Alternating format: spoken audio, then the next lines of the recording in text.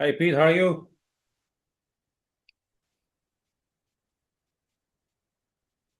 I'm sending it out to link to everybody. There was some looks like there was some kind of issues with tech with the Zoom. Okay, other people had it too? Yeah, we're sending out to everybody. Yeah, apologies. Okay. Okay. Good. Well, at least seems like Brian's able to join. Yep. Greg, do you have the link or do you need me to send it to you? Can you Pete? Yep. Sorry. I'm going to text it to you, Greg. Yeah, you're gonna sure. Text me? I don't know if I can. It should open. I know, but I'll be on my phone. Why? What's that? Oh, because you don't get it on your. I'll put it in an email. Put an email, yeah.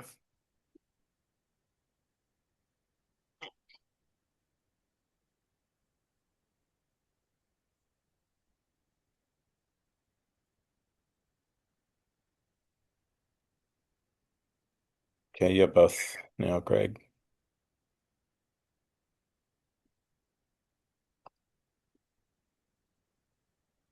Okay. So maybe I think we'll just start for now because I mean, there's already 9:10 here. I think people are able to join. Who is John from the Zoom? Hi, Jonathan Ang from Polaris. Okay, how are you? How are you? Okay. Hi, let me Thank just, you. Yeah, apologies. There was some there were some technical issues with the Zoom, so we just decided to use the new link. Yeah. So I think we'll just go ahead and start, and then we will let people join in slowly. So maybe I'll have Renzi share the screen. I'm sorry, you're going to let me share? I'll have my EA just kind of go through the event flow. Okay. Recording in progress. Yeah. So I just want to welcome everybody here. So we're going to be talking about the practical lessons for the medical device commercialization in the US. Let's go next slide, please. The next slide. Let's go all the way to the program slide. Okay. So basically a brief intro, and then after that, I'll hand the mic to the speakers. And after that, I think the talk will be maybe about 40 to 45 minutes. And after that, we will go into a Q&A session. So I will introduce Pete Davis and Greg Woods from Viseon, the neurosurgical medical device company from California. So with that, I'll give the floor to Pete and Greg. Yeah. Great. Thank you, Jamin. I will pull up and share my screen. We'll go through this presentation.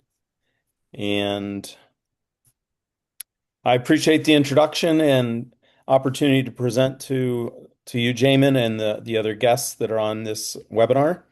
Viseon is based in Southern California. We have neurosurgical products for both the spine and the brain, and we're currently in a fundraising mode, and that's how we built or initiated a relationship with Jamin. So real quick, I am the CEO of Viseon. I've participated in the medical device field for over 25 years, primarily in medical device implants and 510(k) products, including coronary stents, neurovascular devices from catheters to balloons to embolic liquids to coils to stroke clot pullers and neurostents. Um, and my most recent exit was with a company called Rebound Therapeutics, which was for intracerebral hemorrhage. And you can see the various different exits I've had over the last 20 years for those. In addition, my background is pretty varied. As I alluded, I've worked in pulmonary sealants and aortic sealants, dural sealants. We've done enabling technologies. Um, neurosurgical products, as I alluded to, for stroke and brain aneurysms. I've had experience running mitral valve studies and development of mitral valve products. And so quite a bit of variation and experience that's paid off in many ways as I move from one uh, position to another over my career. I've also been responsible for R&D, manufacturing, clinical studies, indirectly all the quality and regulatory systems, and in this most recent role, corporate management and the finance and commercial teams. One of my best decisions was to work with Greg Woods, who I'll let him share his biography. Great. Thanks, Pete. So like Pete, Pete and I are about the same age. I've been in the business for 25 years as well. So my history was I started with a distributor that we exclusively distributed Medtronic products. So we distributed Medtronic spine, biologics, and enabling technology. So navigation, the Stealth platform, and robotics. So we were part of the team that first brought Mazor when Mazor was bought by Medtronic, and we launched that product. So the history is 18 years in the New York metro area. We ran a $115 million distributor, including 70 reps in a pretty large geography in a very highly academic and an early adopter type of market. I then went to Medtronic. I was in a direct role with Medtronic as a regional sales manager, managing the spine, biologic, and enabling technologies portfolio, again, in the New York metro area. And then I joined Pete about 4 years ago as VP of sales for this company, starting off with their spine enabling technology platform, the MaxView system, and the MIScope, the minimally invasive tubular system with a 4K mounted camera. Now we've obviously launched in, as Pete said, into the neurospace with some very interesting technologies here, which we'll get into. Great. Thanks. Sorry about that, Greg. One thing I'd like to add is we're going to use Viseon as a practical model throughout this conversation, and I would like to refer to it as a conversation. Please ask questions, interrupt us. We are using this as a venue for you to learn as well as us to share our story. So with that, I will move into the Viseon background.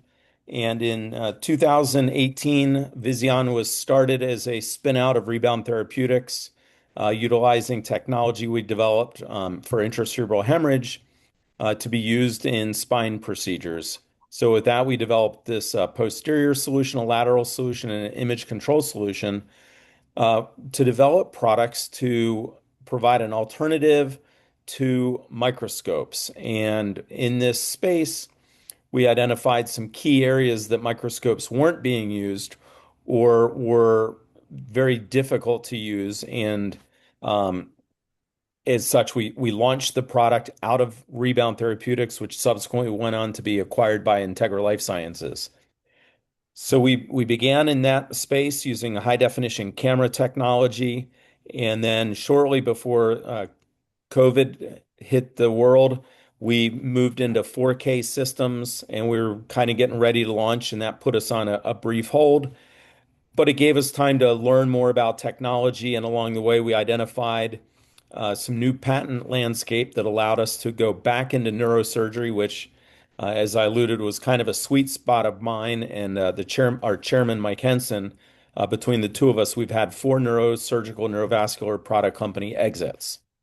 So the new patents let us go and practice anywhere we wanted in the body. And naturally, we went back into neurosurgery. And in 2024, we started that program in earnest and actually had our first human cases in 2025. And now in 2026, we're looking to raise more money so we can grow that business and begin commercialization efforts. The U.S. market is unique to the world, where the FDA controls access to the market, mostly through confirming the product quality and the controls of manufacturing meet U.S. standards. Often those standards are international harmonized standards, but I'm going to walk you through considerations that every company should think of as they approach the U.S. market that have to happen ultimately before marketing and sales really begin to take off. Definitely before sales start, because the FDA, if it's a 510(k) or a PMA device, is going to have input on what is your indication for use, what claims are they allowing you to use in your marketing literature based on statistical analysis and clinical studies that support the use that they've reviewed and accepted. And then lots of other things about controls with good manufacturing practices, good documentation practices, uh, International Standard Organization, ISO standards, and things that lead to the successful uh, product development. We'll spend most of our time, though, in marketing plans and sales strategies and resources. We've come up with a number of exciting areas to talk about and things I think that will resonate with our international community here today. So the first thing is a product consideration. This is regardless of whether it's in the US or anywhere else in the world, but because of how the US is geographically and culturally different, we'll spend a little bit of time talking about there needs to be a clinical benefit. So ideally, you don't develop another widget that can do the exact same thing as everything else on the market, and all it is going to do is compete on price. You can get a regulatory approval for that, but once you have that regulatory approval, it might be very difficult to convince the sales channel to actually want to sell it, as well as the hospitals to consider a different line item unless there's some real strong relationships or other rationale for why they do it. There can also be a hospital and benefit, and that could be in considered relieving hospital staff requirements, simplicity of the device being able to be used by anyone without a special attendant in the room or representative in the room, or it could be have a major impact on their sterile processing departments or disposal means and recycling efforts. But there needs to be a pretty significant hospital benefit if there's not a ultimate clinical or user benefit. Differentiating the product, that goes into, your marketing. How do you spin the technology to be different from somebody else in a way that resonates with your customers and then your customers' patients? You do have cost savings opportunities. Viseon will play on that as well as we'll share with you later. You have capital equipment and disposables. Viseon is approaching this business as a disposable system competing against capital equipment. And in the US today, capital equipment is considered really anything over $5,000, but significant capital equipment, which could be the likes of microscopes or endoscope towers, electronic equipment, and things, they have big costs, and those value analysis committees for capital equipment do not meet on a regular basis. You're lucky if they meet every quarter. Sometimes they meet twice a year. And given the economics of the world and what Trump and some of his policies have done to Health and Human Services and other entities in the US, it's really a struggle on capital equipment today. So it's more advantageous to have disposables. And then finally, being able to create a platform, an ecosystem that the OR utilizes creates a tremendous amount of value. So I'm going to go through these next slides relatively quick. Feel free to write questions or reach out after the meeting or anytime in the future if you want to get into these specifically. But these are just big generalizations. A 510(k) is a pre-market submission utilizing a predicate device for demonstrating equivalence. You won't get any new labeling indication. You can claim exactly the same thing as what your predicate is. There are hybrid submissions these days where sometimes you can get away with having a major product predicate device and then a minor one to add another claim or two, but that is unusual, but it is possible.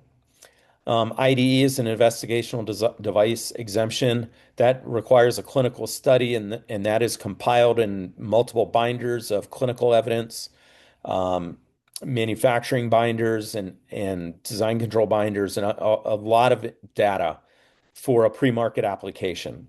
It's the most rigorous review. And one thing I forgot, the 510(k) has a 90-day review period. So by law, the FDA is to review your 510(k) within 90 days. They don't have to approve it, but they have to review it and give you feedback. On the IDE, after the pre-market application is submitted, they have 180 days for that for review. And that is often goes through multiple iterations and back and forth with your FDA review team. Again, how is the US market broken down? You have class 0 devices, and the best way I can describe that is like a Band-Aid. Class 1 and 2 exempt or 510(k) devices, de novo devices. Those are relatively harmless type of devices that have been around a very long time. A syringe is a classic class 1 device. A sucker that's used to remove blood and liquid from a patient is considered a class 2 exempt device. Class 1 and 2 non-exempt devices or a class 2 would often are catheters or balloon catheters, things that are short-term exposure to the body, have a clinical impact, but do not necessarily have any decision making. Although some newer class 2 devices are sensor-driven technologies. Your class 3, your PMAs, your HDE, humanitarian device exemptions is another thing you can pursue under a class 3. But those are your implantable devices, your artificial knees, your stents, your brain-computer interface devices, all kinds of heart-based products. So for continue on to design controls, there you set up in another pyramid based on the FDA, but this is what your R&D team starts out with and transfers through manufacturing and is all governed by your quality division. User needs, why are you making what you're making? And have you got surgeon input to make sure that it's something that meets a clinical need, and you translate that in stage 2 from user needs into engineering inputs. You develop your product under stage 3, design processes. You're making your prototypes. Stage 4 is your design outputs, meaning did you meet all your specifications with the performance of the product? Stage 5 is manufacturing and commercialization of your medical device. Software is a whole nother ball game, and we could spend an hour just on software. I'm just going to break it down as you have 3 different types of software: embedded systems, which are imaging systems, glucose tracking, as I mentioned here. Anything that sends a signal out of the body that has Wi-Fi or radio communication is an embedded software, which is also sometimes software as a medical device. If you think of it as a watch that is monitoring your blood pressure. So you can have software as a medical device. Often, though, these are more related to transferring data from the operating room into the hospital's billing software, patient records, insurance forms. And then finally, we have medical device data systems. This is also another data system type of thing. You can also put under embedded software or medical device data systems are robotics and navigation systems, which have pre-planning software. Moving on, product indications. So this is where I'm going to really start sharing what's going on. So our Viseon Hubble device, we designed it for intracranial visualization. And so we're considered a microscope, which is considered a class 1 device. However, we're built on top of a suction platform, which is a class 2 exempt device. We have to claim the highest ranked classification for the device. So it's considered a class 2 exempt. We have to follow all the design controls and everything else that the FDA mandates, but we don't have to do a traditional 510(k) submission. We're one step below that criteria today, but it also leaves us with a very generic indication, which today we actually prefer. It can be used during cranial procedures to facilitate visualization, illumination, aspiration of fluid and tissue. That addresses every clinical case that happens in the brain. So it's unlimiting to us. On the other side, I used this pulse field ablation device, Pulse Select from Medtronic, and it went through an IDE and a PMA study. And so its indication for use is very specific, used in cardiac electrophysiological mapping for treatment of drug refractory recurrent symptomatic proximal atrial fibrillation. They go in, they burn parts of the heart so that it has a more normal heartbeat. They're ablating certain channels of the heart that are causing firing mismatch. So it has a much different indication, and almost everything from this point on is part of your development. And that's where I get into the quality system. So the whole company is mandated by a quality system. You have ISO 13485 and medical device review from the EU standards that are also involved.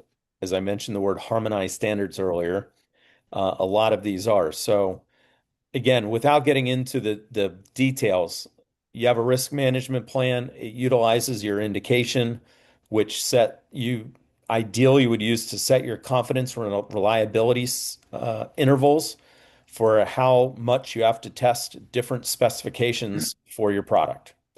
That goes, and then you have three different versions of it. Design, which confirms that your design meets your specs. You have manufacturing, which has installation and operational performance qualifications, which means, your one piece of equipment, maybe it's a sealer that's being used for sterilization.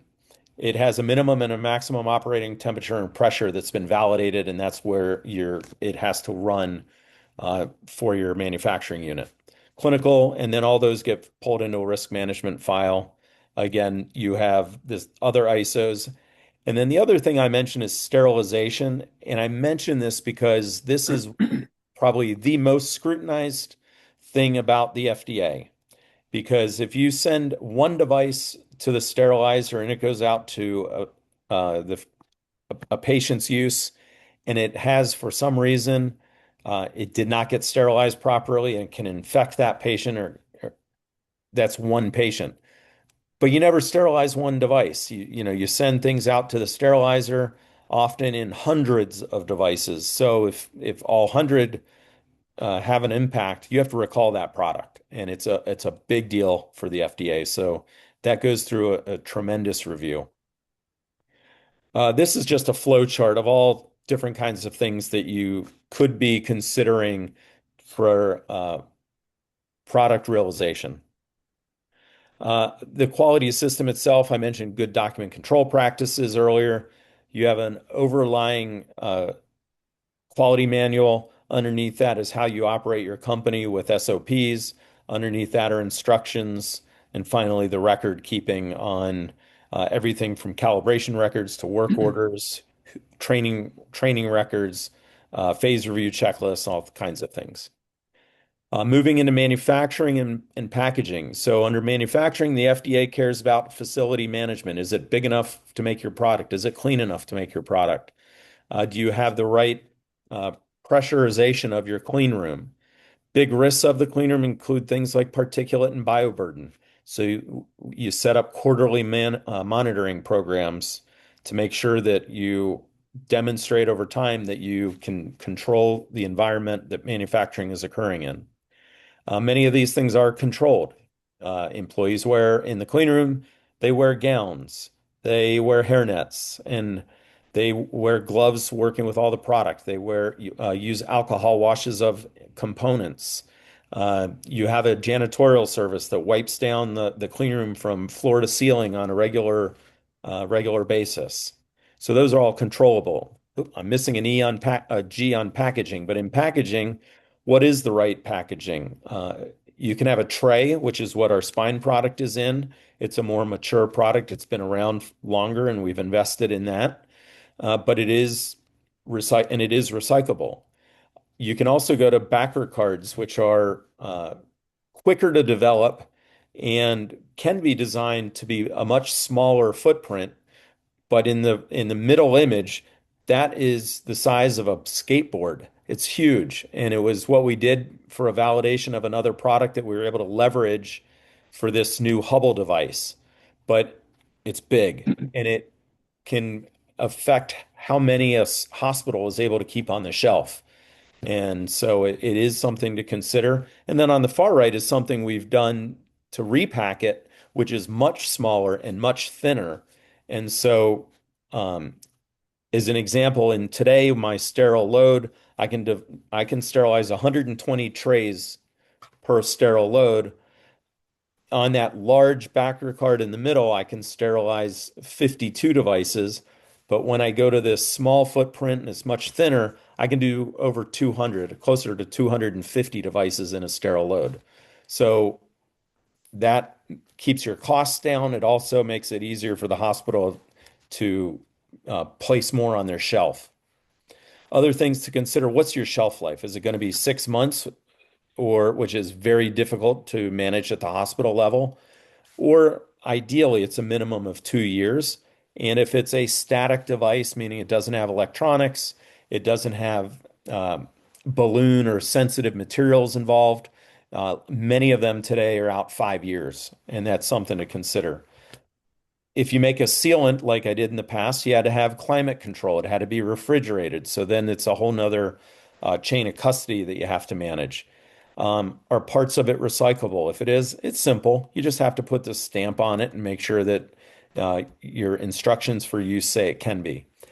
Batteries, batteries are in the US nowadays a little bit more challenging. The hospitals want a way to separate the batteries and dispose of them separate of all the other trash that's generated in the operating room.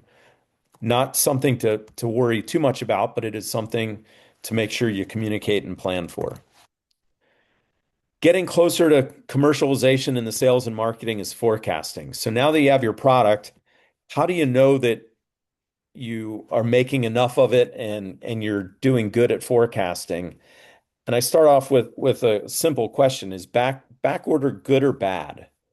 And with that, it can be both, and it depends. It's good if it's because the product is selling way faster and way better, and adoption is continuing to roll to many accounts at a faster pace than you ever imagined. That's easily addressable through additional funding, additional resourcing, and scale. That's a fantastic situation. It's bad if one of the components you need goes on back order and you aren't able to finish the manufacturing lot. It's bad if product has a short shelf life and is expiring and you can't keep up with new orders and backfilling expiring product. So there's lots of reasons it can be bad, but it's something to plan for. So at Viseon, we talk at least weekly about when are we opening up new accounts? Will those new accounts do large stocking orders? Is it going to be a slow jog to get them started, or are they going to come out of the gate sprinting and want to order a lot of product? And we just have to manage that against our ability to make as much product as we possibly can while managing our inventory of raw materials and our workers' overtime and everything else that has to be considered. Other things logistically, you have a lot of suppliers to manage. All your suppliers have to be qualified suppliers. You have product release. All your product has to go through a final release review, meaning from the manufacturing record to the sterilization records.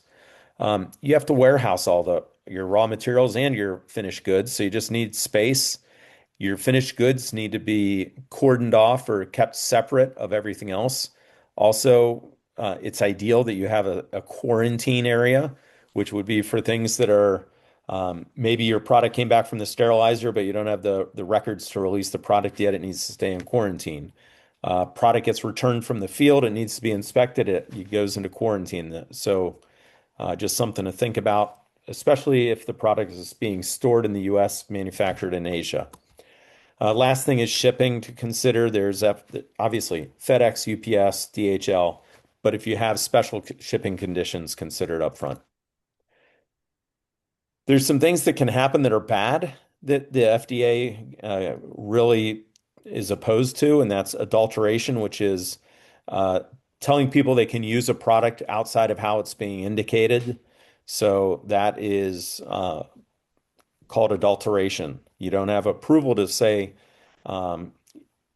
it can be used one way, but used for a different purpose. So, as I mentioned in Hubble, it says it's for cranial use. Um, if it got used in the liver, and we were promoting it for use in the liver, that would be considered adulteration. Um, Anything else that's obvious that you're doing, changing the packaging or storage conditions without review by the FDA can become a problem. Misbranding, everything gets a unique device identifier. If you leave it off, if it's incorrect, that's considered misbranding. If your packaging or labeling don't include certain information, or if the ink smears and things, that would be considered even misbranding.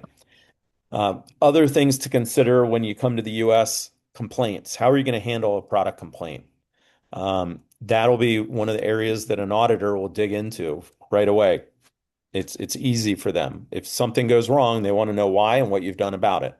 So you need a good investigation.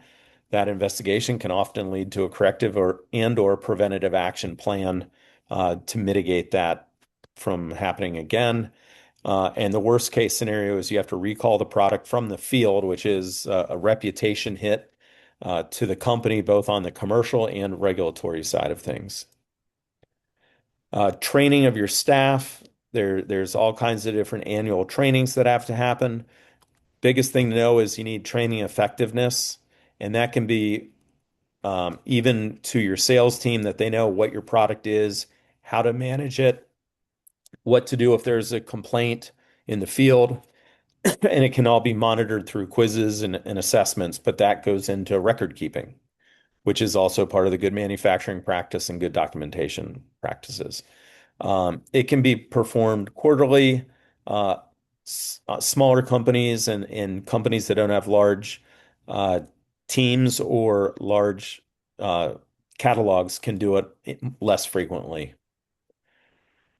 Another thing to consider in the US is insurance, liability insurance. And before any hospital will let you take their product in, before you can get credentialed to enter into an operating room, you will be expected to demonstrate insurance. And in this case, I provided an example of one of Viseon's certificate of liability insurance. We have to have, for certain hospitals, a aggregate minimum of $4 million. The more risk your product can have as a potential, the higher that insurance aggregate could be. So just know, the more, if it's an implantable device, it might be 8 million in aggregate. It just is going to be dependent on your product and what the specific hospital is asking for. And unfortunately, in the US, every hospital could be a little bit different. Some will accept a generic certificate of liability. Some want to be specifically named. This one is specific to the University of California, San Diego. It also includes automobile insurance and umbrella policy. So just be aware that you're going to need to have that. And there's agencies that can broker those for you. The other thing, if you have a director or officer based in the United States, it's expected that they get covered with director and officer insurance, which is kind of like another umbrella policy. Many companies need clinical studies. So I didn't give examples, but you can find them all listed on www.clinicaltrials.gov. And they include inclusion criteria, exclusion criteria, the experimental arm versus control, expectations, statistics. You're the principal investigator. Many will include all the investigative sites. It's tremendous amount of information available. So if you need to do one, go look for examples before you engage any outside resources. There are a ton of what are called clinical research organizations, CROs, that want your business. So the more educated you are, the better off you're going to be. But basic things, statistics, how good is your product compared to the control will dictate how many patients you have to have. Can it be powered? Is it 1-to-1 or 2-to-1 or 3-to-1 randomization, experimentation? And then you have to have a randomization possibly for a blinded study. And you do these, almost all of them are considered non-inferiority studies today. Most important thing when you're doing this, though, is to find the right principal investigator. They're going to help you with the protocol. They're going to help you recruit additional investigators. They'll do training as necessary and be the lead author for publications. And they'll want to get on the podium and present these at scientific or clinical society meetings. Other things are sites and costs. It's expensive to run studies in the United States these days. You can kind of assume it's going to be $10,000 per patient per time period review. Is just a gross way to look at it. But then you have things like, are they going to need an MRI, a CT scan? Is it less significant? Is it a simple X-ray? Is it just measuring blood pressure or some other simple diagnostic? A lot of devices have follow-up periods that are every 3 months. Some are like Viseon would be at the time of operation. So um, a lot of things to consider. Now, building the U.S. market and what are you going to do? It's great to have surgeon advisors that believe in your product and will be the evangelists, the champions for you. That will go as far as anything you can do yourself because peer-to-peer relationships at the surgeon level will be great for your company. After that, you build a marketing strategy, and then after that, you would be, how are we going to have a sales team or distribution group to go in and access the space? Ideally, the people involved have experience and market knowledge, whether it's cardiothoracic surgery, brain surgery, knee replacement. They have a basic knowledge of that space so that you recruit the right salespeople and distributors. One of the worst things that can happen is you hire a very expensive salesperson that doesn't know what they're selling or have relationships in that space. They're going to spend months doing groundwork, generating very little business if they don't start with some level of relationships in the beginning. And no matter what, these are going to take time. It's not like you can say, okay, we got our 510(k) device. 15 people are going to start selling this tomorrow and have success. They're going to get bogged down by the bureaucracy of hospital chain and purchasing management, the value analysis committees, and things. So it's going to take time to grow, and then your manufacturing team will and your forecasting will have to be managed in concert with that. Yeah, so Pete, maybe I can jump in on that Yeah, slide a little please. bit, just in terms of, as Pete was mentioning, you think about the US market, you want to come in and everyone thinks it's a sprint. We're going to get this product out there, we're going to get it used immediately. It's not a sprint. You need to have patience, but you need to be persistent. And you need to develop the right sales strategy, and within that sales team, develop the right culture. But those salespeople, whoever they are, Pete mentioned, experience, market knowledge, and really just access to a hospital, that access to a surgeon. Sometimes that's controlled by a distributor and with just 20 years of experience with that particular surgeon. So, working with the right distributor, the right salesperson, and finding access to that right, to the top of the slide, the right surgeon advisor, the right key opinion leader that is going to influence the value analysis committee and influence that hospital start using your product.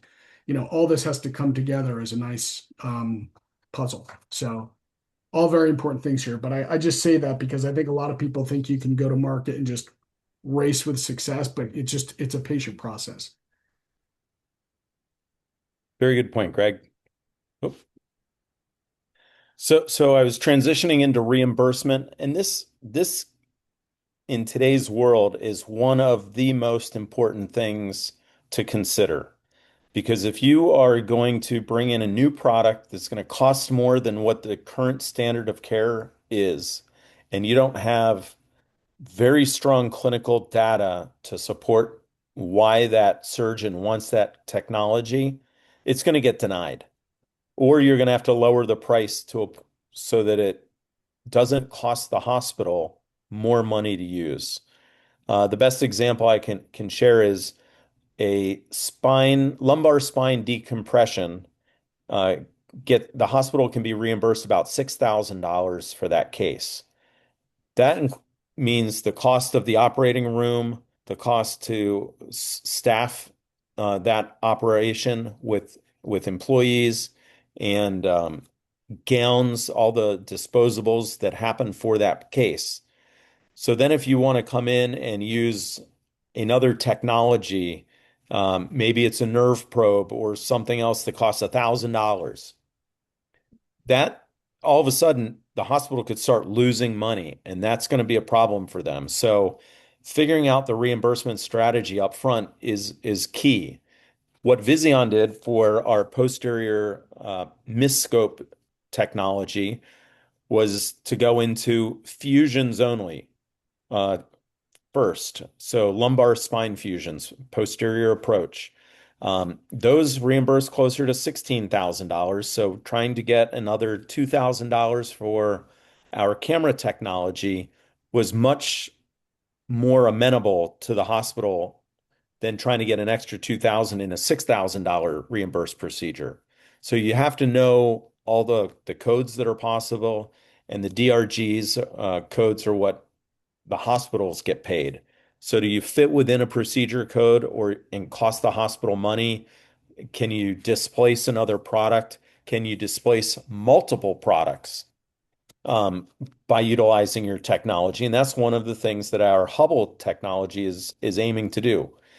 Built on top of a suction device, we've added illumination and camera, and we'll add in either cautery or nerve stimulation in the next generation of products.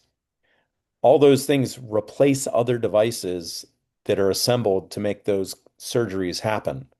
So it is preferential for the hospital because now they're carrying one device instead of maybe needing to assemble 3 or 4 or 5 things to make that single case happen. It's all built into our single unit. And then it's a lot less materials management for the hospital. So that's a hospital benefit besides an economic benefit. CPT codes are another thing to be aware of. Those are what surgeons get paid, and they're motivated by that. So in the US, a surgeon might get paid more for using a microscope than they would an endoscope. It might not be significant a dollar amount, but based on the number of surgeries that happen on a daily basis, it can add up and be meaningful, and it could motivate or detract a surgeon from using certain things and doing certain types of procedures. A marketing plan. So this is where we really transition to your product's ready, you have FDA approval, or it's in process. You need to build that technology platform, build your story, know how to sell it. Then also have key opinion leaders, KOLs, drive your adoption. But how are you going to attract those key opinion leaders to be part of your story and help sell the message or the brand to the broader surgeon community? Ideally, you can build clinical evidence. It's very hard to refute something is beneficial for a patient and you're not going to do it. So having clinical evidence is a very positive thing to do. Sometimes it's difficult, and sometimes it takes years because clinical studies are very controlled, they're very expensive, and they take a lot of time, especially if you don't have large differences against whatever your comparator is. Sometimes surgeons will do case series studies on their own, which is a great tier 2 type of study, or it could be tier 3. Education and training. Participate in labs. If a society meeting is holding a lab, see if your technology can be used as part of that training. If it's a university that is hosting a residents and fellows training course, make sure you're there and involved. Those young surgeons are an annuity for your future sales. As they eventually graduate, you want them to be your customers. So getting to know them early is a great thing, and it also emphasizes to the hospital and the attendee surgeons that you're committed to helping them be successful. Conferences and society meetings, whether it's as simple as having a booth and a table to make sure you're visible, that's the absolute minimum. But you really need to go into these meetings with a plan so that you walk away with leads and set expectations up front, meeting with surgeons, meeting with other companies, maybe. Uh, but those are very valuable and almost expected by the surgeons because you're going to be targeting some surgeon leadership. They might be the president of the Congress of Neurological Surgeons, or it might be uh, the treasurer of the American Academy of Orthopedic Surgeons, but a lot of people are involved in these societies. Publications and presentations, whether it's a simple technical case report, is a great way to get started. But having more publications and presentations available helps the hospitals make decisions, and it can be to your advantage. Targeting academic centers, I already mentioned that. That's a great place to go and look to break in because they like technology. And then scale nationally, whether that's through purchasing organizations, through distributors, through hospital chains. Mayo Clinic has hospitals in Phoenix as well as Minneapolis as well as Florida. So some of these are able to grow quicker than others. Build a web strategy. Everything is available on the internet today. So um, don't shortchange that opportunity. Set up a good web page. Make sure it's available for surgeons. Make sure it's got a place for value analysis committees to look at. Make sure that investors have a way of contacting you or learn the right message through the web pages. It's a very valuable tool. Social media today is incredibly valuable, and it's really less expensive than the traditional uh, printing of brochures and doing formal press releases, whether it's through Yahoo News or the Business Wire or some other media format. Use LinkedIn, use Instagram, use X. Your surgeons are on them. That your surgeons and your customers all have children that use those social media platforms, and they don't want to be left out. They're valuable, and I can't emphasize enough that you should use them. Put together training videos, have them professionally made. You don't need to go and hire a production crew these days, but definitely have, a platform for your camera to be held, a tripod or something, and collect multiple versions of your video and then put it through a video editing program. Surgical animations are great. Most medical devices these days are designed on CAD platforms, SolidWorks or something. Those can be animated these days. Work with your teams to put together an animation. They're great for training, great for troubleshooting as well. Digital brochures and value analysis packets, things that can be emailed at your fingertips to potential surgeon customers, to value analysis committee members, to hospital nurses, or the sales reps that are supporting your products in the OR. Here's an example of Viseon's website. So we started off as a spine company, and then as we advanced on to starting our cranial options, we had to change our message a little bit. So instead of being a spine solution company, we said we're an advanced digital visualization and instrument solution company. And we let the user choose whether they want to go into the cranial or spinal section of the website. So just take those things under consideration. Have good visuals. These are images here are great for a surgeon. Maybe they're not so great for an investor. What do these look like to a person that isn't aware? But on the left, it's the Viseon Hubble looking at brain tissue after it had just been cauterized. The image on the right is from a lateral spine procedure looking into a discectomy that had just been performed. Utilize your surgeon champions, and it's unbelievably valuable when they post an experience that they had with your technology that went right. So This is Dr. Gab Zada. He's director of the University of Southern California Brain and Tumor Center. He's a fantastic surgeon in person, and he trains a lot of surgeons. USC is a training program for neurosurgery. And so they put together a LinkedIn page. And if you were to go to that LinkedIn page on the bottom left, this is actually a video that you could observe. He also submitted an abstract for last year's Congress of Neurological Surgery meeting, which was held in Los Angeles. And it was a podium presentation. And I'm going to play this for you because of how impactful it is and can be for a company. Know that the extent of resection of hybrid glioma correlates with prolonged patient survival. And we also know that 5-ALA guided fluorescent surgery, as shown by Dr. Walter Stumer, the ALA glioma study group, can prolong progression-free survival. Case today made by Viseon, which is an adjustable high-power blue light wound.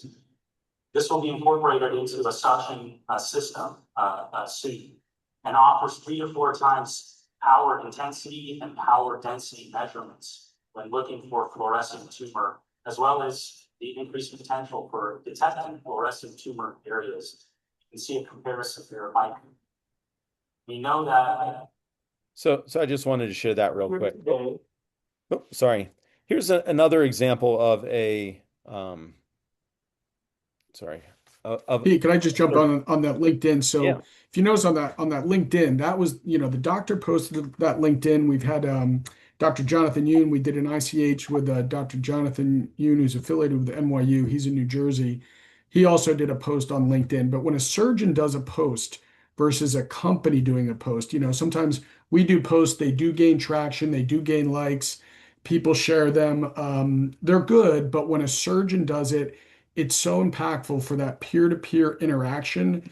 From Dr. Zada's post, and he's done several, we've actually gotten calls as a company. So when these surgeons are doing these LinkedIn posts themselves, so much more impactful to their peers. So I think it's an important point to note. Great, thanks. This is another video. I'm not going to play the whole thing, but it's for training purposes. So this is a cadaver lab. Or a camera that we're actually using to apply the lateral lumbar inner body fusion being performed in a prone position. So I have previous here. Yeah, so I don't need to play that whole thing. It's just another example of tools that you might need. I'm going to just quickly play this. I'm not going to play the whole thing. In surgery, the ability to distinguish between tissues is paramount. Viseon's high-powered blue light fluorescent light solution for 5-ALA glioma surgery is designed for just this. What you're about to see is a side-by-side comparison between Viseon's solution and the very expensive capital-intense microscope that occupies a large operating room footprint. So that's just another video that we use for selling purposes and education of the value analysis committees. Other things you look for value analysis, product efficacy. Again, why do they want it? Improved outcomes, better improved safety for the patients. If you can show that you eliminate complications, that helps the hospital on a number of ways, from costs to their reputation on quality as well. You can do efficiency studies that show time savings of products. In the US, a minute of operating time can range anywhere from $60 to $150 a minute, or is the wide variation.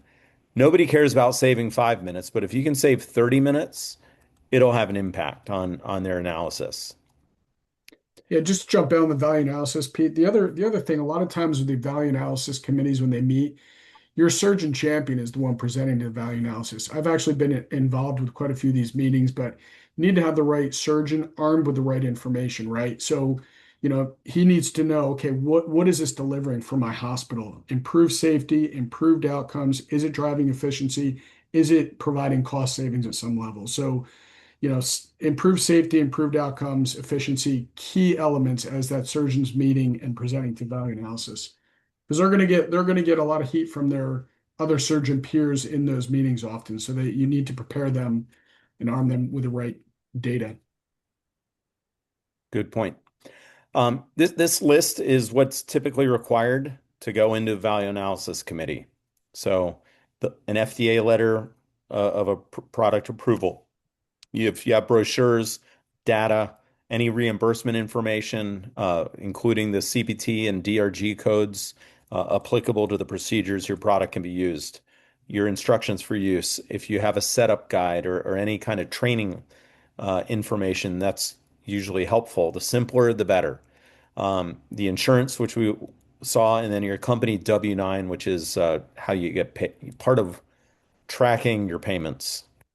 And that seems pretty simple, what Pete just went through there. We learned this over a period of time. Every value analysis would request different documents, different things, but over time we're like, okay, these are kind of the things we see routinely. And so we created a PDF file. We could fire one PDF file to the value analysis team, which would have all of our documents in it, making it pretty seamless in terms of getting them the documents they need to move forward. Great. And with that, we're going to move into the sales pathways. And as I alluded earlier, Greg is our VP of sales at Viseon. He's owned his own distributorship. He's worked for Medtronic, one of the largest MedTech companies in the world. And now he's at Viseon and as a startup.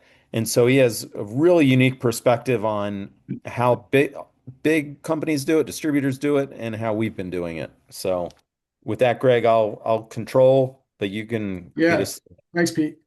So this first, relationships matter. We say this a lot in the business, but the surgeon relationship, the hospital relationship, the industry relationship, the relationships with the sales representatives, the distributors, all those relationships are key. Here is a map we're looking at here that has green highlighted the high adoption rates. And if you look at this map, you can see in the Northeast, in the Southeast, the Central, and the West, these are kind of the early adoption areas. So as we look at this map, those are the areas we want to focus our product technology on. The other thing we look at is how we're going to divide up the country in terms of where we're going to have our regional managers. So Viseon will have a regional manager in the West, a regional manager in the East, and then as we grow, we'll do a Northeast, Southeast, Central, and then a West. Sorry, Greg. Good. Okay, sales model. So there's several models to sell. One would be a direct model, which, you look at Medtronic, that's a direct model that can be very costly, takes time. You have more control in a direct model. You have more focus from your sales team, but it does take quite a bit of time to build. So if you look at a direct model, I would say you're looking at 1 to 2 years to build out that direct sales force versus your indirect model or distributor model. It's less costly. You can set it up fast. Many times they have the relationships, which again are key. They have knowledge of the market. The problem here is you don't have as much control or focus from these salespeople, from the distributor. And we call that kind of mind share, like what they're thinking about, what they're focusing on. So although it's quick to set up and can be less costly, you don't have a laser focused sales force. So there's positives and negatives to both. And here we have our geographic location could be dependent upon large accounts near academic centers. We look at where the sales reps are compared to large hubs, Chicago, Atlanta, Newark, and then we look at territory size. Pete and I were talking, and when I was at Medtronic, I think our territory sizes, we put them at about $2 million. When they went above that, the territory really couldn't grow. So you'd start breaking it off and making that territory into 2 reps or giving the senior rep an associate rep that was kind of a rep in training. Pete, if you go to the next slide, we can go a little bit further into the direct. So direct sales force model. This would be your typical big corporate. This is kind of the Medtronic model. So you had a VP of sales who would report directly to the executive team. And then you'd have area vice presidents or regional sales directors who drive sales strategy. They drive surgeon strategies. They drive the regional sales teams. Under those regional managers or area vice presidents, you have district managers. These would be more frontline people doing the hiring, the firing, the development of salespeople, building the territory sales forecast, managing the assets. A lot of times there's a lot of effort put into making the best use of your resources, your sets, what hospitals are going to get those, which aren't. Driving surgeon strategies. These are things like, is a surgeon going to be involved with consulting or be a speaker or help with training? That could be training of residents or fellows or your sales teams. And then they do a lot of the contracting. So the hospital contracting, managing those agreements with your hospital networks. Under the district manager, you have the sales representative, who's your customer-facing representative. And then, as I said earlier, the associate sales representative will work with the senior sales representative. And I would often look at that as you're kind of building a bench. So you have an associate that's learning from that senior sales representative, and that will be your future sales representative as the territory grows. Then lastly, you have clinical representatives who are primarily for case support. Data collection, they're making sure the usage gets handling technical questions in the OR. A lot of companies, visualization companies, endoscopic companies, they'll have kind of a technical rep that'll go in, be there to support certain cases. And then for many of these cases, the hospital can get up and running, but that clinical person will be available to run in on an as-needed basis. So moving to the next model, distributor sales model, or the indirect sales force model. So this is the Viseon model somewhat. I'm the VP of sales, so I manage the distributor relations, the commission schedule for the distributors, the distributor contracts, and driving the market knowledge, learning from the distributors, but also understanding where those markets are, who the players are. In spine, our major players are Medtronic, Globus, ATEC, understanding what surgeons are using what, so we kind of know what our strategy is going to be in terms of what products we're bringing to those markets. The distributor organizational chart, you have a distributor principal. Sometimes you have two. They're the founders of that distributor organization. They'll have an office manager usually that runs the operations of the business, and then they have their sales reps.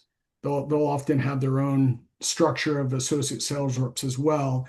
Then they have their logistics teams, guys who are driving the vans around, delivering product. They have great access to the accounts. They really have a good system for getting in and out of the hospitals. So it's a good model. It's effective. But again, going back to the mind share, gaining focus. A lot of times the distributor is selling maybe 8 products, could be 6, could be 8, could be 10. So you're trying to make sure you stay at the forefront of what that distributor network is selling and talking about. The next model, this is a hybrid model. So you have a corporate role.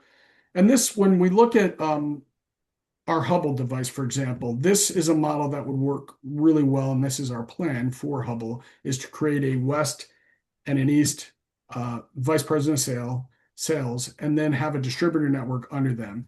With that, we'll create clinical support positions, but those distributors will give us access to the accounts where we maybe couldn't get access. And then as you grow, you can develop from there. But this is kind of a nice model where you have a corporate person that's really in the field working directly with those distributors and giving good feedback and being able to push and drive sales a little bit harder. Setting sales targets. So with Pete's team and the internal team, we'll come up with our device, develop our device price. Then we assess the procedure volume. What is the opportunity? Upon that, we'll develop an annual revenue target. And then under that, we'll develop regional quotas, and then within that, territory quotas. And again, we look at these regions, the Northeast region, early adopter, Southeast region, mainly Florida, Southern Florida, Miami, Tampa, early adopter markets, Texas, Houston, early adopter markets, then California, really Southern California primarily. And we'll develop regional quotas around these markets. Pay packages. This is what the sales guys are motivated by, right? So the direct sales force, you're going to have a salary, you're going to have a bonus package, a commission structure there, travel and entertainment budget. With a direct sales force, you have obviously benefits. It can be very expensive. Then you have a clinical support person, which is typically a straight salaried position. And then with distributors, you come up with a commission plan. We usually have a straight commission plan for our products, but we do create bonus incentives. If a distributor is helpful in getting that contract approved or getting on contract at the hospital, we'll create an incentive for them, or a bonus plan. If they sell 30 devices in a month, they get a bonus on their commissions. So they can be really effective at gaining a little more traction with a distributor. So hospital pricing models, it makes sense when you talk about it, but there's three models that work in the hospital. And the hospitals are used to using these three models. So there's equity, there's consignment, and there's loaner pricing. Equity, the hospital is taking an ownership position in the product. They're committing that they're going to put this on the shelf. They're going to put it in what's called usually the core between the ORs, and they're going to stock it on the shelf. So this will lead to your initial stocking order and lead to a better price point for the hospital. The next level is consignment pricing. Again, they're committing to the product, but they're not going to buy it. They're going to keep it on their shelf. The company owns the product. Par levels are established, and as the product is used, the hospital replaces it. So again, it's a better way of doing business because you have the product at the account and a hospital committed to using it, and you have it at the surgeon's fingertips. So it's great from that standpoint. So it's good pricing. It's not as good as equity pricing for the hospital. The last is loaner pricing, which product is shipped in and out of a hospital. This is very expensive. Often the shipping costs are on the company. Product can easily get lost. And it's very expensive to do business, as you can imagine. Things going in, things going out, the cost of doing it, the expense, the lost inventory. So we offer a higher price for loaner accounts, loaner hospital accounts. And these are things that the hospitals are pretty much aware of and used to dealing with as it relates to contracting. Rep credentialing, something to comment on. It's very important. It can take a lot of time. So as you're going into a hospital, you think you've got all your T's crossed, I's dotted, and then rep credentialing comes up. And some of these are very cumbersome. They take quite a long time. They have background checks, drug screening. There's quite a bit of information that needs to be accomplished to get into some of these systems. And most of your hospitals now have, vendor mate, simpler, green security. So it's just something to take note of. And then biomedical engineering at the bottom there. This is something, depending on your product, we have an image control box. Our image control box, it's a small device, but we need to bring this in before we go to a case, and Biomed has to look at this. They have to put a stamp on it in order for it to be used in surgery. Hospital in-servicing. This is a role I take in Viseon. I do quite a few of these. I have quite a few coming up with our Hubble system. So you have a surgeon champion that brings your product in. Sometimes the surgeons are involved with these, sometimes they're not. But you have your clinical leadership, you have your OR supervisor, you have your nursing team, your neuro lead, your central sterile processing team. We don't have anything that needs to be processed through central sterile processing, but many companies do. So often you need to involve them in the training process. Again, biomedical engineering, I spoke about that, and then shipping and receiving. So there's a lot of people in this process that need to be educated as it relates to your system. And this is the one thing about in-servicing. This is where you can, as a company, you can build some good relationships and buy-in from your hospital and from that team. When you get into these hospitals, you will quickly learn it is a team, and if you can incorporate into that team, you're well liked, they like your product, and it can make business much easier at the account. Account servicing, you need to be present. You need to be in the accounts. If you're not there, there's things you don't see, there's things that happen you're not aware of. So routine visits, there's problem solving that needs to happen. New products come in. As we launch Hubble, we started with Hubble AV, we had Hubble Excite, and we're launching new products in those spaces. So as those new products come out, we'll be coming in to do new trainings. Supporting labs, like Pete said, we have an account in the city, very well-known account. HSS, we've started supporting labs, and you support labs in the accounts, and next thing you know, there's doctors that didn't know your product existed, that are excited and start using it clinically. Visiting surgeon programs, having surgeons come in to use and see how something is used. And one important thing that is Pete actually mentioned this, and I could do a better job at making sure the surgeon preference card, you want to be on that surgeon preference card. It's key because that's the stuff they're pulling for a case. And so that's critical that a surgeon puts his preference card in and they're going to pull your device. The last thing there is notification of the case schedule. Protective sales. Competitive reps will try to block access. Many of the large strategics, Medtronic, Globus, they're building these ecosystems. They have robots, they have navigation, they have navigated implants, they have biologics. There's a lot of AI being used to do surgical planning, and so they're creating systems to really try to block access. So these distributor relationships can help control access to those surgeons, and they have years of contact with the purchasing, with the nurse coordinators. So just something to be aware of as you're looking at the accounts and looking at competition. Depending on where your product plays, it's important to understand how these large companies and strategics are protecting their hospitals and protecting their sales.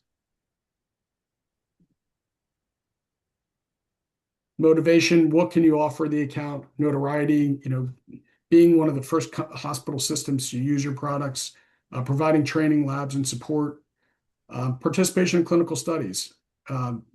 This is a great way for hospitals to get known. You look at the hospitals that kind of are out there, the big name hospitals, they're involved in these clinical studies. Research grants, and then as they are using your product, you can offer lower pricing or rebates based on volume. And last here, GPOs, group purchasing organizations. There's some large entities in the US that they put together a large purchasing volume for a group of hospitals. A large one's HPG or HCA. These are large purchasing organizations that drive pricing for their hospitals much lower. And then Sunshine Act, this is something to be aware of as you're doing anything with the doctor. If you're taking doctor to dinner or doing anything, that needs to be reported to the Sunshine Act, and that will be on a US website where it says what a doctor was given. So again, we're talking about the US market. This is just some important information to know as you're doing business and conducting business with your surgeon customers. Great. Thanks, Greg. So any questions about that part? If not, again, you feel free to reach out. You have my email addresses on this slide. And now I'm going to provide or take just a few more minutes and we'll quickly go through the Viseon investment opportunity. We're looking to raise $10 million for growth and commercialization of our Hubble technology, as well as continuing to support our spine portfolio and customers. So the focus of therapeutic visualization, as we've alluded to, is moving into our Hubble platform. So we've integrated multiple capabilities into this device. You can have suction, you can have illumination, you have aspiration or suction. We're adding on additional features such as stimulation or cautery in future versions. All of the Hubble devices are controlled through the same single image control box. So there's no requirement to have a lot of these things around one image control box for all of their different variety of Hubble technologies. And then we're going to hopefully use this to demonstrate improved clinical outcomes through better tissue differentiation, maneuverability of the device, illumination, near field illumination, again, for clinical, economic, and efficiency advantages. So it's a one device for total control type of platform. Hubble's being used in brain tumors and hemorrhagic stroke patients, better known as intracerebral hemorrhage. We've had instances of improved brain outcomes following surgery with our technology. We've definitely seen reduced risk, use of the technology, and better efficiency at the OR so the patients can get from the emergency room to the operating room faster with less requirements on the hospital team. It's an ideal training platform. Again, everybody can see what's being displayed from the camera onto a surgical monitor. And then the ergonomics of it are one of a kind and unique. I mean, it's the only device that you can turn upside down, rotate, tilt, and maintain a field of view without your neck twisting like an owl's or a microscope falling over because it isn't balanced for that extreme angle of use. Our products have 510(k) clearance already. We've had clinical usage, which demonstrated the technical success of the product in manufacturing, de-risking of the product. We're used in highly reimbursed procedures. I'll show a slide in a minute, but the tumors and intracerebral hemorrhage cases have a DRG code between $35,000 and $65,000 per case. And we do not require any new capital equipment. So it's a great selling point against other technologies as well. This is really a lot of information on this slide, but it is what we're pursuing. It's greater than $1 billion opportunity in the marketplaces that Hubble's going to participate in. With 30,000 ICH surgeries currently per year, we have an average sale price plan of basically $7,000 per device for a $210 million market potential. And then on the tumor side, there's 400,000 cases with 130,000 surgeries. Hubble Excite, which is a dual illumination device, meaning you can switch between white and blue light and competes with $1 million microscope for that patient and surgical success, translates to over $1 billion addressable market. So those two combined actually equal a $1.25 billion opportunity as they sit today.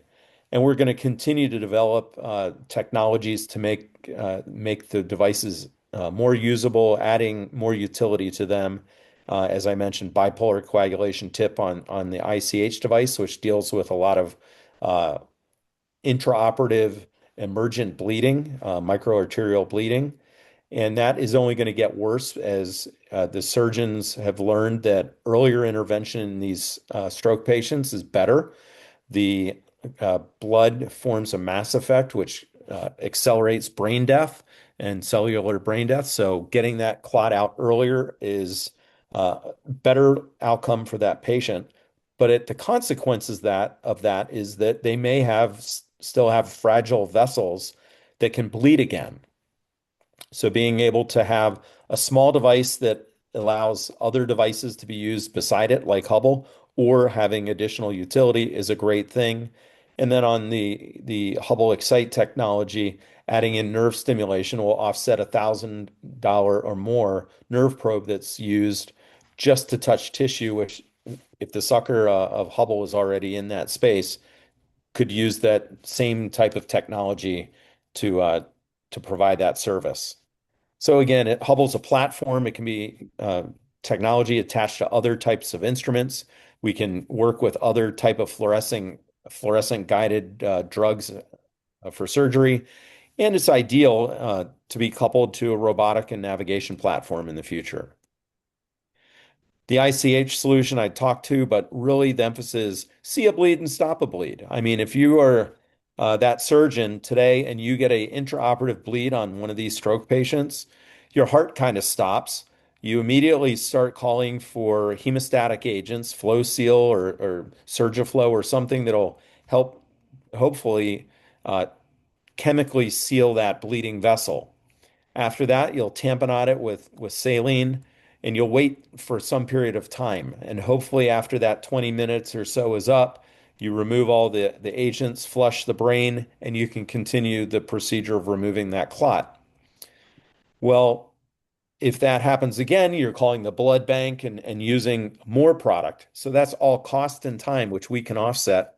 Because in a case in New Jersey, it was fantastic. Working through a port tube, which is depicted in this image here, the surgeon could easily fit a second instrument, in this case his bipolars, and was able to cauterize that vessel and in 20 seconds took place replaced a 20-minute period of time where he would have dressed it otherwise. Going into the market itself, it is a big market. It's growing. There's clinical evidence supporting earlier surgical intervention, which I've alluded. That's published. There's multiple clinical studies going on today for some are technique driven, some are just still demonstrating better comparisons to medical management, which has historically been the standard of care. I mentioned the Enrich trial. All of these are on that website, clinicaltrials.gov. You can go find information, and that'll lead you to publications as well.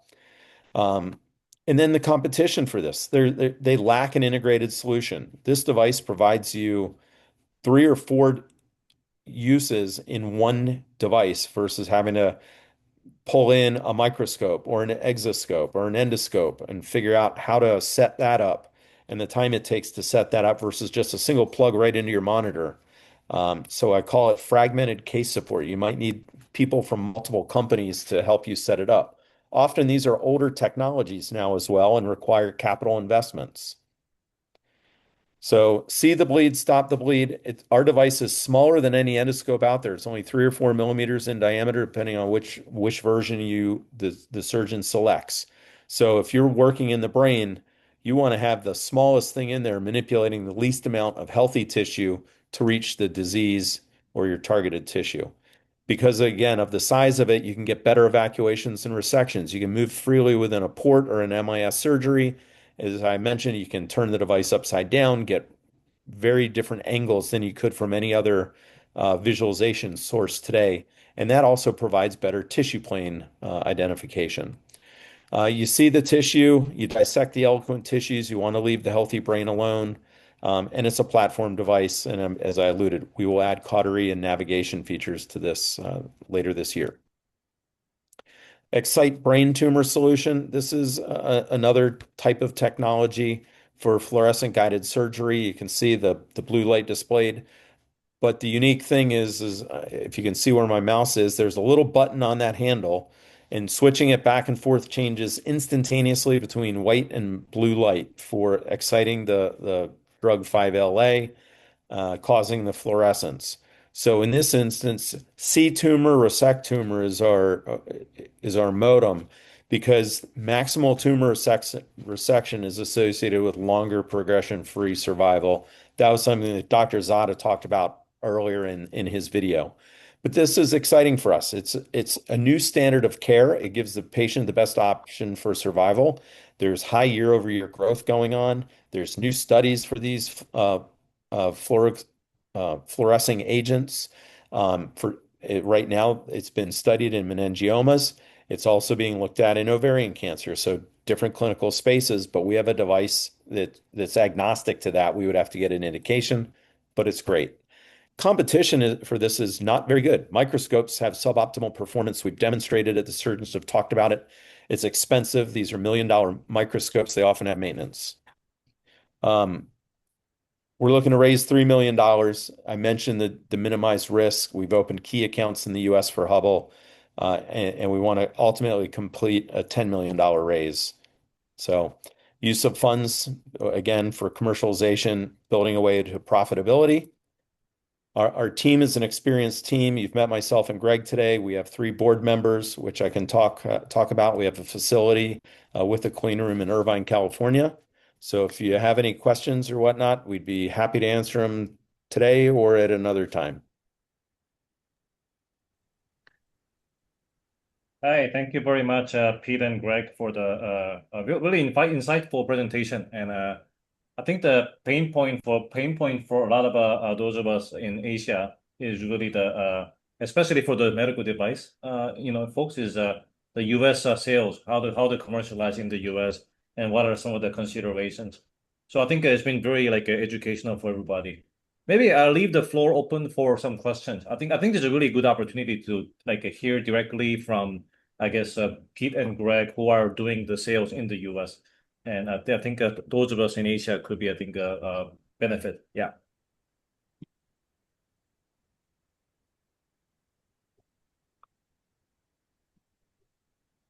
Everybody's shy.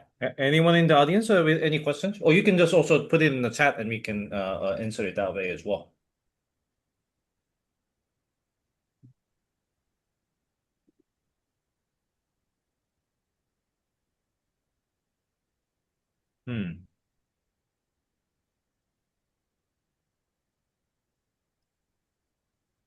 Okay, maybe we went a bit too long. It's okay. It's okay. Maybe what we'll do is when we send like I guess like a follow-up email, then people can also like ask questions. I mean, yeah, I think we can do it like that. Yeah. Just one last time. Anybody in the audience with any questions or comments on this? Or does anybody have a company entering the US in the near term, later this year, next year?